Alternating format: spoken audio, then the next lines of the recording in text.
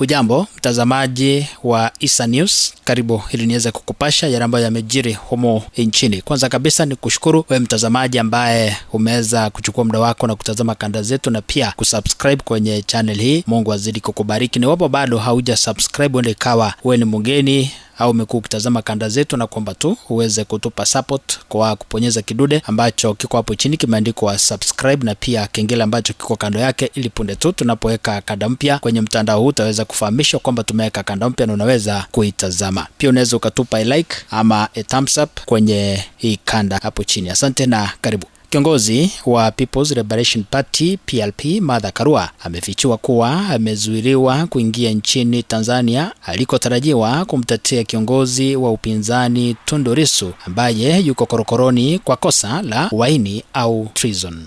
Karua kupitia ujumbe kwenye mtandao wake wa X amesema kuwa alizuiliwa katika uwanja wa Julius Nyerere jijini Dar es Salaam pamoja na watetezi wengine wa haki za kibinadamu akiwemo Lynn Ngugi pamoja na Gloria Kimani. Martha Karua kwenye mtandao wake wa X, jinsi gazeti la Daily Nation newspaper jinsi imeweza kunakili, ameandika na kusema hivi: chilling at Mwalimu Nyerere International Airport, Dar es Salaam, where the three of us have been detained awaiting deportation. We thought that as citizens of Jumuiya we walk free, but not yet uhuru, Miss Karua said. Hayo ndiyo maneno ya kiongozi huyo wa People's Liberation Party Martha Karua, jinsi ameweza kuandika na jinsi imeweza kunakiliwa kwenye gazeti la Daily Nation. Hata hivyo, mawakili pamoja na watetezi wa haki za kibinadamu pamoja na viongozi wa kisiasa kutoka Kenya wamekashifu kisa hicho na kuutaka utawala wa Rais Samia Suluhu kuheshimu haki za raia wa mataifa wanachama wa Jumuiya ya Afrika Mashariki.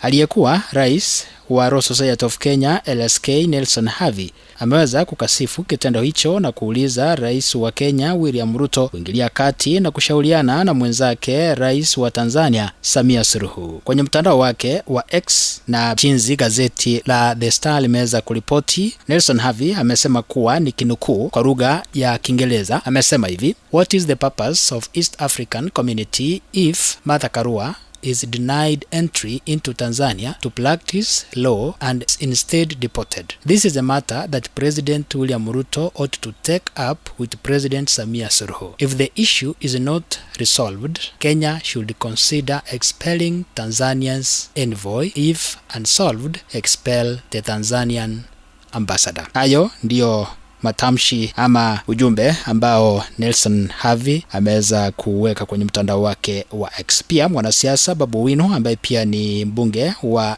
Embakasi Mashariki ameweza kosoa kitendo hicho cha kumzuia Martha Karua kuingia katika taifa hilo la Tanzania, ambapo amesema kuwa kinukuu kwenye mtandao wake wa Facebook jinsi Babu Owino ameweza kuzungumza, amesema hivi: President Samia Suluhu, it is very worrying to mistreat Kenyans when they came to Tanzania. Detaining Her Excellency Martha Karua at Julius Nyerere International Airport is demeaning, unnecessary, and amounts to violation of rights. Don't ever come to Kenya if you can't behave. We will not entertain such conduct and becoming of a leader. Hayo ndiyo mbunge wa Embakasi Mashariki Babu Owino ameweza kuiandika kwenye mtandao wake wa Facebook. Kufikia hapo mpenzi mtazamaji, ndipo natia kikomo kwa sasa. Nitarejea tena baadaye kukupasha mengi zaidi jinsi yanavyozidi kutufikia kwenye meza yetu ya habari. Asante kwa wale ambao mnazidi kutazama kanda zetu na kusubscribe kwenye channel, na bado hujasubscribe na kuomba tu uweze kuponyeza kidude ambacho kiko hapo chini kimeandikwa subscribe, na pia usisahau kengele ambacho kiko kando yake, ili punde tu tunapoweka kanda mpya kwenye channel hii utaweza kufahamishwa ama kupata alert kwamba tumeweka kanda mpya na unaweza kuitazama. Pia unaweza ukatupa thumbs up